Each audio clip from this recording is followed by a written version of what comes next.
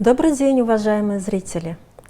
Башкирская опера – явление очень интересное, уникальное и типическое одновременно. На сегодняшний день это неотъемлемая часть башкирской национальной культуры. Башкирская опера также зародилась в условиях форсированного культурного строительства, когда выстраивалась своего рода укороченная модель, как у нас говорят, от курая к опере. Но у нас это не было только указанием сверху. В республике, так же как и в других тюркских республиках, таких как Азербайджан, Узбекистан, были свои энтузиасты, ратующие за это искусство и искренне считающие его востребованным. Личностью, возглавившей движение за создание Башкирской национальной оперы, стал первый профессиональный певец республики, народный артист БССР Газиз Салихович Альмухаметов, для которого создание национальной оперы стало главным делом всей его жизни. Он был увлечен созданием национальной оперы, строительством театральной инфраструктуры, необходимой для ее развития. Однако вряд ли осуществление этой идеи в таких масштабах было возможно вне культурной политики советского государства.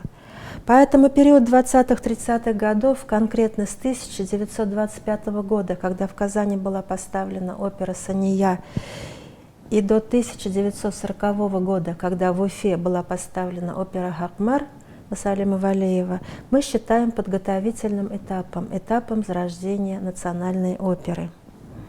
Деятельность Альмухаметова в Казани привела к постановке первых национальных опер «Сания» и «Эшше», который он написал в соавторстве с султаном Габиши Василием Виноградовым. Постановки этих первых татаро-башкирских опер, музыкальных спектаклей доказали принципиальную возможность создания оперы на татарском и башкирском музыкальном материале. Идея национальной оперы была принесена в Башкортостан двумя путями.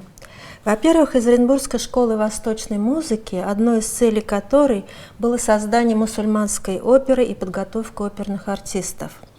Во-вторых, из Азербайджана, где Альмухаметов познакомился с операми Узера Гаджибекова, первым опытом создания оперы на основе тюркской культуры, после чего стал фанатичным деятелем этого искусства. Следовательно, не только драматический, но и оперный театр в двух республиках зарождался в тесном взаимодействии обеих национальных культур, причиной чего является общность их социальных и исторических судеб.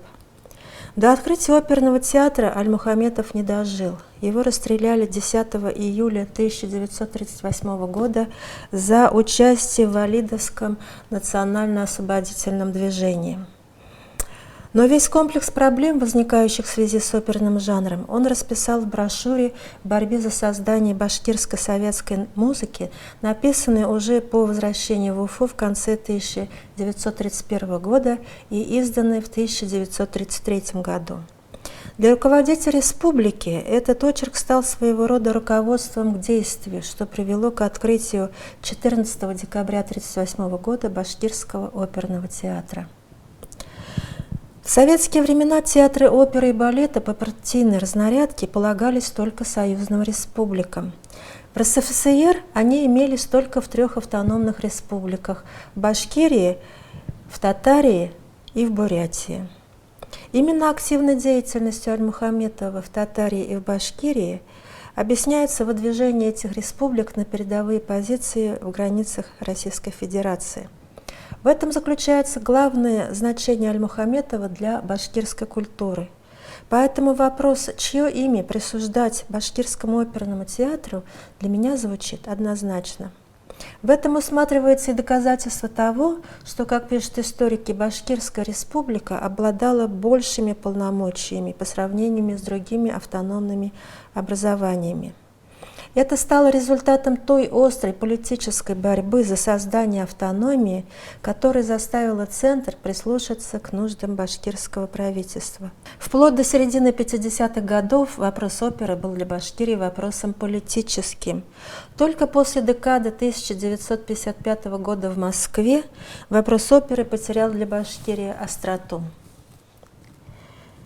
Второй период, этнографический, 1940-е годы, был этапом количественного накопления опыта. Он связан с деятельностью русских композиторов в Башкирии. Как и в других республиках, эта необходимость была обусловлена отсутствием преемственности в сфере профессиональной музыкальной традиции.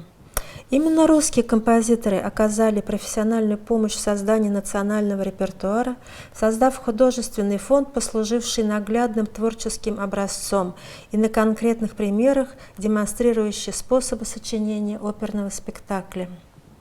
Создание оперы в Башкирии осуществлялось в 40-е годы по направлениям, ставшим общей тенденцией развития в национальных республиках. Первое – это путем переделывания музыкальных драм в оперу, и второе – это методом калькирования русской, преимущественно эпической оперы. Примером первой являются оперы «Хакмар» Мусалима Валеева по одноименной драге Сагита Мифтахова.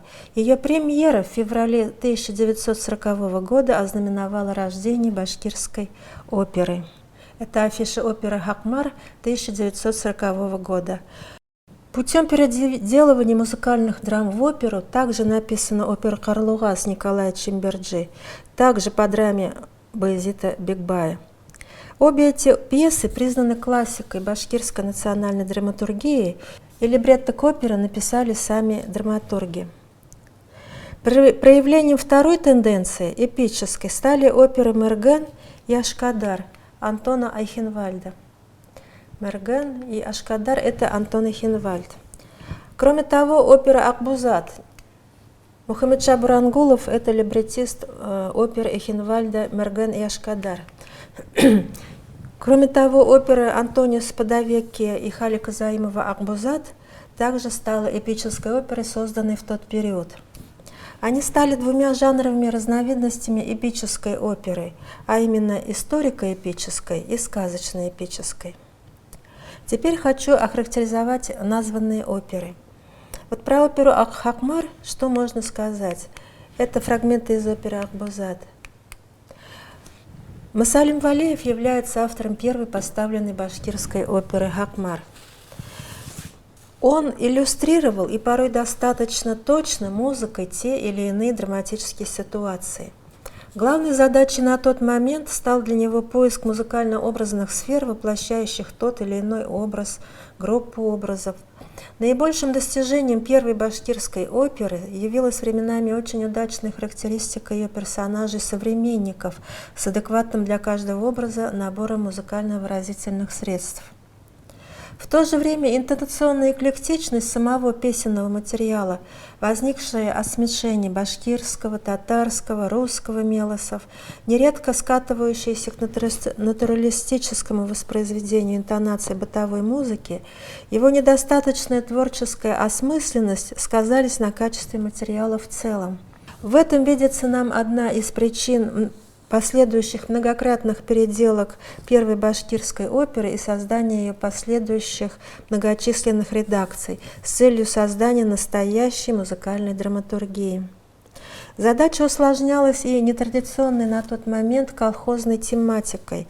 Как известно, современную тему воплощать всегда сложнее, чем историческую. Композиционно-технические слабости его партитуры, объяснявшиеся недостаточной профессиональной подготовкой композитора, в известной степени компенсировались его театральным чутьем и сценичностью либретто. Для первого опыта этого было вполне достаточно. Вторая редакция оперы была осуществлена совместно с московским композитором Николаем Пейко. И она готовилась к декаде башкирского искусства в Москве, которую планировали провести в 1942 году. Эта редакция была направлена на создание более совершенной музыкально-драматургической формы, концентрацию социального конфликта с непременным столкновением сторон. И все это воплощалось в более развитой симфонической форме. Опера «Айхалу», ее переименовали по имени главной героини, постановка состоялась в 1943 году. Эта опера, она более похожа действительно на настоящую оперу, ибо в ней, помимо более стройной композиции, усилены черты собственной музыкальной драматургии, то есть конфликт воплощался в самой музыке. Главным же недостатком этого сочинения стало отсутствие цельного, ярко выраженного национального стиля. создание которого требовало убедительного переосмысления национальной народной песенности. Если в ее мелодике силен татарский акцент, то в гармонии русский. Тем более ценны те отдельные находки в мелодии, гармонии, фактуре, оркестровке, приемах развития, которые впоследствии войдут в копилку музыкально-выразительных средств башкирской музыки. Практика переделывания музыкальных драм в оперу Хакмаром и завершается, хотя в истории башкирского театрального искусства была еще музыкальная драма Баязита Бекбая «Карлугас», музыку которой в драматическом театре вновь писал Басалим Валеев. Оперу же по этой драме написал московский композитор Николай Чимберджи. Эта опера стала подступом к полноценному воплощению на оперной сцене темы крестьянского восстания 1773-75 годов и одного из главных героев этой оперы Салавата Юлаева, ведь некоторые фрагменты либретто и самой оперы впоследствии будут использованы в следующем либретто Баязита Бекбая к опере Салават Юлаев. Кроме того, в опере «Карлугас» имеется целый ряд отдельных творческих находок, нашедших талантливое развитие в последующий период развития башкирской оперы. Прежде всего, это гармонические открытия, принципы использования народных песен о Салавате и напева «Звенящий журавль» Саңырау-Турна. Во всех операх русского периода, а так мы называем оперы 40-х годов, налицо все признаки так называемого этнографического этапа, то есть это тотальное цитирование фольклорных мелодий, это обилие этнографических моментов, перегружающих общее действие и ведущих к статичности драматургии. Это использование простейших композиционных форм, имеется в виду куплетная, для оперы слишком простая. Это неразвитость ансамблей и симфонических фрагментов. В музыкальном языке и в музыкальной драматургии опер определяющим являются песенные начала, когда музыка из-за мелкости вокальных форм и как следствие мозаичности музыкальной композиции не могла самостоятельно передать сквозное развитие музыкальной драматургической линии. Однако у ранних башкирских опер, как и у такой песенной оперы Загира Исмагилова, как «Хахым Тура», это его последняя опера, были свои плюсы. Это доступность неподготовленному национальному слушателю, это простота своих музыкальных форм, демократичность языка, то, что более понятно широкому слушателю. Интонационный конфликт и противостояние антагонистических сил, за исключением оперы «Ахбузат», в операх этого периода был лишь намечен. Судьбу так называемых русских опер в Башкирии решило пресловутое постановление ЦК ВКПБ от 1948 года об опере Мурадели «Великая дружба», когда все они, за неимением других, подверглись беспощадной критике за примитивизм и эклектический подход к фольклору, попали в разряд формалистических и были сняты с репертуара. За исключением оперы «Айхалу» Николая Пейко, впоследствии их так и не поставили. Русские композиторы, выполнив свою историческую миссию, отошли в прошлое. В целом, несмотря на все сложности военного времени, а дело в том, что 6 опер из 7 были поставлены в годы Великой Отечественной войны, важное правительственное задание по созданию Башкирской национальной оперы было выполнено. При любых недочетах они сыграли несомненную позитивную роль в истории башкирской музыки и подготовили следующий классический этап развития Башкирской национальной оперы. Классический период в развитии башкирской оперы начинается с середины 50-х годов и охватывает 80-е годы. В это время происходит вызревание принципов профессионализма академического типа и создаются классические национальные оперы башкирскими композиторами Загиром Исмагиловым, Хусаином Ахметовым и Рауфом Муртазиным, которых мы называем классиками башкирской профессиональной музыки. Для этого периода в целом характерно вживание европейского жанра в национальную культуру, решение глобальной проблемы создания национального музыкального стиля, проблема индивидуализации музыкальных характеристик и расширение жанровых разновидностей национальной оперы. Наступление зрелости и создание башкирской национальной классической оперы относится к середине 50-х годов. Рубеж здесь обозначен дипломной работой Исмагилова оперой «Салават Юлаев», что продемонстрировало техническую зрелость башкирской профессиональной музыки и овладение местными композиторами профессионализма академического, то есть европейского типа. Оперное творчество Исмагилова стало кульминационным на этапе формирования национальной композиторской школы.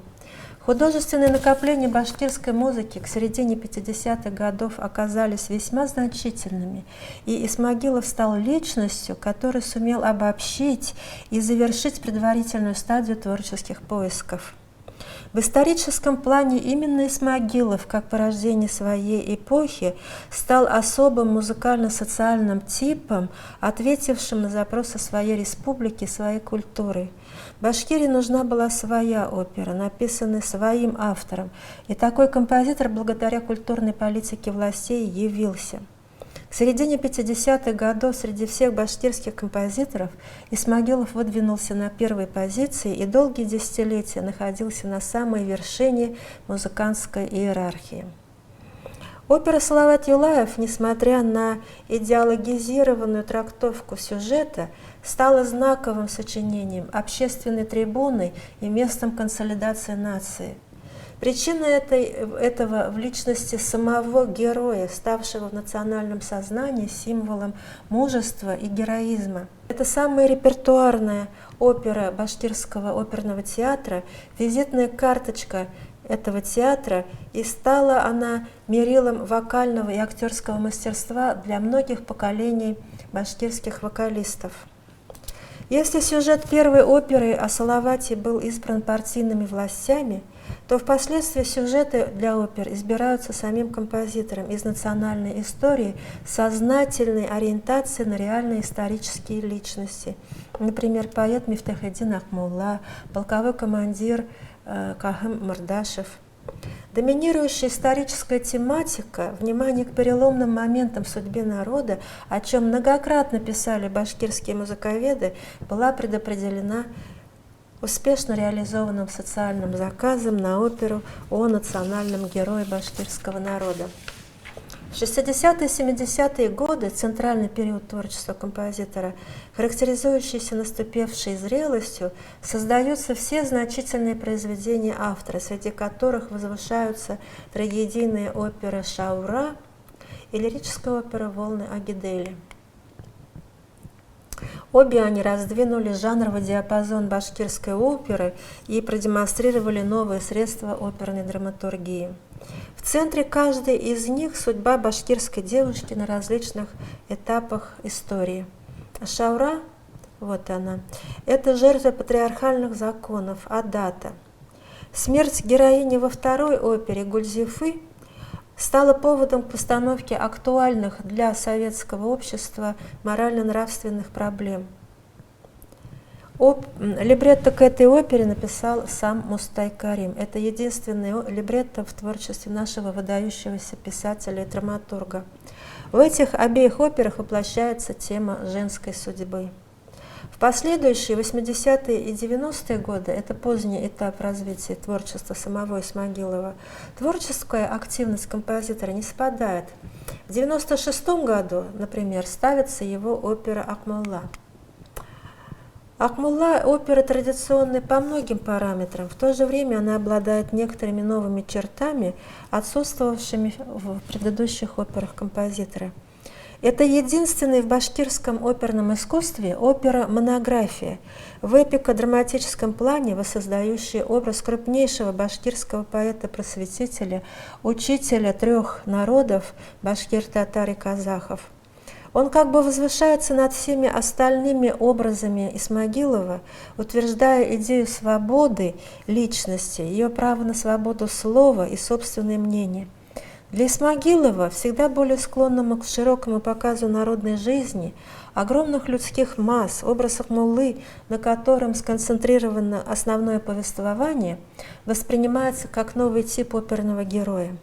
И эту оперу можно поставить в один ряд с операми, с многочисленными операми восточных республик, посвященных народным сказителям, акынам, ашугам, сесенам, короче, народным сказителям. Опера Акмулла, она сознательно обрамлена операми традиционно героико-эпического плана, оперой «Послы Урала» о присоединении башкирских родов к русскому государству. И последней оперой композитора, оперы Кахым Туре о видном полковом командире времен Отечественной войны 1812 года Кахыме Мырдашеве. Обе оперы написаны на либретто выдающегося нашего кураиста. Для нас он прежде всего кураист, но он занимался также литературным творчеством. Это Ишмулла Дильмухаметов. Для 83-летнего Загира Исмагилова эта опера Кахым Туре стала возвращением молодости, сочинением ретро, последним обращением к своему зрителю. Последние три оперы, таким образом, написанные на либретто Дильмухаметова, впервые в творчестве корифея национального искусства демонстрируют прозаическую интерпретацию стихотворного слова, поскольку все либретто Дильмухаметова, они написаны белым стихом, без рифм, и этим объясняется их неномерная сквозная музыкальная драматургия, как в целом и речитативно-декламационный стиль в целом. Главное значение Исмагилова для башкирского искусства заключалось в обобщении предшествующего опыта и развития созданных до него музыкальных традиций. Преодолев разрозненность составляющих музыкальных элементов, он смог достичь нового качества синтеза. Все, что было накоплено русскими предшественниками в области оперных средств, он применил широко и многообразно. Все элементы индивидуального музыкального языка, неоднократно опробированные до того в башкирских ранних операх, сложились в его творчестве в единую художественную систему и способствовали качественному обновлению жанра, созданию национального классического стиля. А стиль, как знают музыковеды, это единство музыкальной интонационной содержательной формы.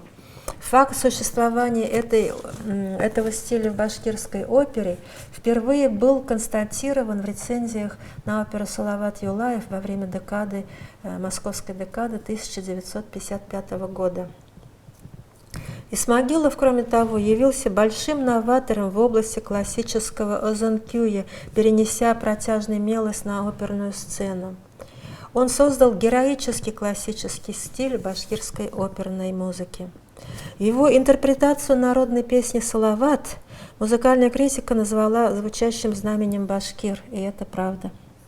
Он бесспорно является и создателем национального оперного стиля и основоположником башкирской классической национальной оперы, как мы именуем оперу Салават Юлаев.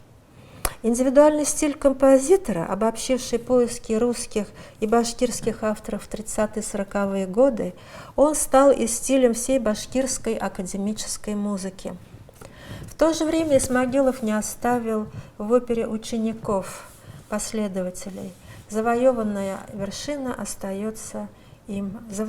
им вершина остается непревзойденной. Его коллеги Рауф Муртазин и Хусайн Ахметов, бывшие старше Исмагилова на несколько лет, в оперный театр пришли несколько позже.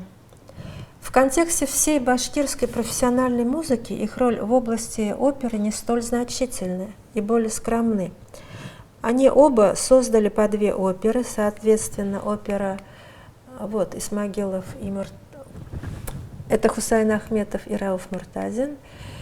Значит, оба они создали по две оперы. Значит, у Муртазина это оперы «Азат» и «Даол» «Буря». У Хусайна Ахметова опера «Современники» и опера «Наркес» по трагедии Ильшата Юмаголова. Это сцена из оперы «Наркес», а это сцена из оперы «Азат». Сцена из оперы «Буря» «Даол». Обе оперы Рауфа Муртазина посвящены гражданской войне в Башкирии. Поэтому, если при этом Муртазин разрабатывал в своих операх исключительно тему революции, что в советские времена было очень актуально, то Ахметов показал себя более разносторонним автором. Его опера «Современники», она о социалистическом строительстве, если хотите, о победе коммунизма в нашей стране.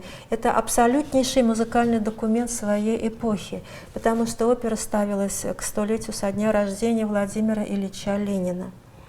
Вторая его опера «Наркес» по трагедии Ильшата Юмагулова, сказала я, это любовная драма, которая происходила на фоне исторического прошлого народа.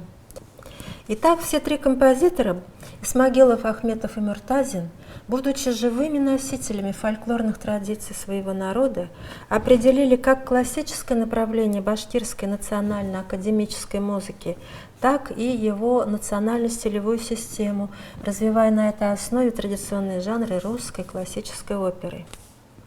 Третий период, современный, начиная конкретно с 1989 года и до 2013 года, был связан с оперным творчеством Салавата Низамутдинова, ведущими чертами оперной драматургии которого являлись тяготение к сквозному развитию действия, симфонизация, обогащение вокального мелоса разнообразной музыкально-речевой стилистикой.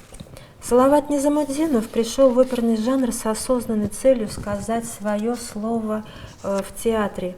Состояние башкирской оперы в конце XX века он находил неудовлетворительным, многие вещи казались ему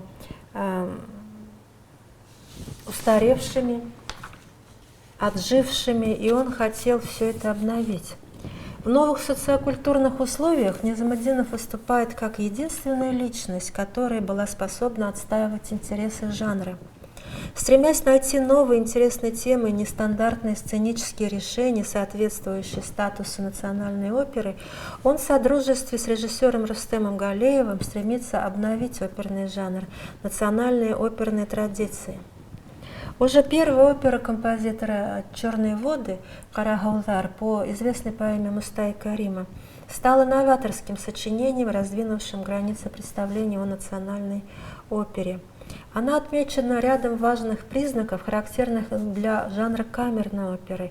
Это обращение к малолитературной форме поэме, с типичным для этого жанра частой сменой переключением временных планов. Не вполне традиционно, редко для башкирской оперы явилась также военная тематика, решенная в морально-нравственном аспекте.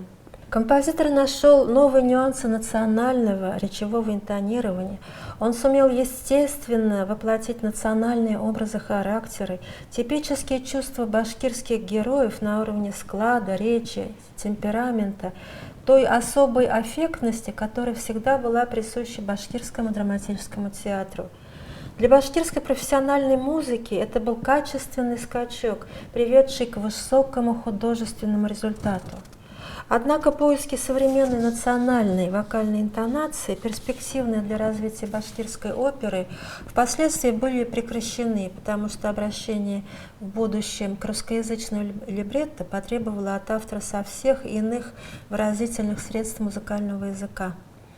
Дальнейшее сотрудничество с режиссером и либретистом Рустемом Галеевым способствовало раздвижению традиционных и жанровых рамок создаваемых произведений, расширению постановочных средств, таких как новое построение мизансцены, пластики, хореографии, слова, иначе говоря, использованию неиспользованных до того ресурсов музыкального и драматического театра, что абсолютно вписывается в тенденции современного театрального процесса. В результате оперы Низамутдинова перестает быть только актом творчества композитора и свидетельствует о том, что в Башкортостане зародился режиссерский театр. Это обстоятельство полностью зависело и от другого. Все оперы Низамутдинова, они написаны по договору с Башкирским оперным театром, заранее известным постановочным коллективом, в процессе творческих обсуждений, что обеспечило им художественный успех. В то же время отход авторов от национальной литературной основы и обращение к русскоязычным либретто, как и последующий отход от национальной тематики, результате чего башкирская опера, теряя национальную специфику, приобрела такую черту, как билингвиальность в литературном плане или стилевой плюрализм в музыкальном. Все это можно считать трансформацией жанра башкирской оперы. Отход от национально-литературной основы и возникновение русскоязычных либретто стало неизбежным явлением на этапе постижения национальными композиторами специфики современного музыкального языка. 6 опер Низамутдинова из 7 написаны и поставлены на русском языке. Это оперы «После черных вод», это опера «В ночь лунного затмения». Вот сцена из оперы «В ночь лунного затмения». Но это известнейшая трагедия Мустафы Карима, как мы знаем. Это финальная сцена. Дальше это опера «Мементо». Вот опера «Мементо» посвящена видным личностям прошлого. В данном случае фотография Лермонтова из 4-й картины оперы. Дальше это опера «Наки», поставленная в 2009 году. Это опера, вот это тоже «Наки», это опера «Геометрия жизни», которая была поставлена в связи с 55-летним юбилеем композитора. И последняя опера композитора «Как я люблю тебя», она была поставлена на сцене оперного театра уже после смерти композитора. Салават Низамутдинов скончался в июле 2013 года, а оперу поставили, как вот видно по афише, в декабре того же года. В опере «В ночь лунного затмения» перед композитором стояла задача выйти за рамки узконациональной музыки на уровень доступности русскому слушателю, как он сам говорил, и шире в дальнейшем эта позиция была утверждена. Еще более широко, последовательно, жанровый и стилевой плюрализм, явление, отражающее общую ситуацию как башкирской, так и вообще в отечественной современной музыке, она декларируется в следующей опере Низамутдинова «Мементо», посвященной миллениуму. На стыке тысячелетий авторы обращаются к вневременным сюжетам, темы которых всегда актуальны. Это такие темы, как художник и власть, художник и толпа. И на примере конкретных видных деятелей прошлого акцентируют морально-нравственный аспект, этический аспект. В связи с этими постановками можно говорить об утерянном интонационном строе башкирской оперы, который был утвержден классиками башкирской музыки, и рождении некого ассимилированного музыкального стиля, который является определяющим очень во многих национальных культурах современности. Таким образом, композитор Салават Низамутдинов обращается параллельно то к большой опере, то к малой. Он решительно раздвигается жанровый диапазон национальной оперы. В названных сочинениях отражается главная идея его творчества, уже давно сформулированная музыковедами, как обязательство перед жизнью, тема назначения мастера и его искусства, что привело к появлению триады «художник, искусство, жизнь». После ухода из жизни Низамутдинова в 2013 году, а в 2019 году и Рустема Галеева, проблемы развития жанра возникают тотчас же, так как Низамутдинов был единственным башкирским композитором, оперы которого ставились на оперной сцене. Надежду на дальнейшее развитие башкирской оперы дает создание в 2020 году в Башкирском оперном театре лаборатории современной башкирской оперы, главной целью которой является создание и постановки новых башкирских опер.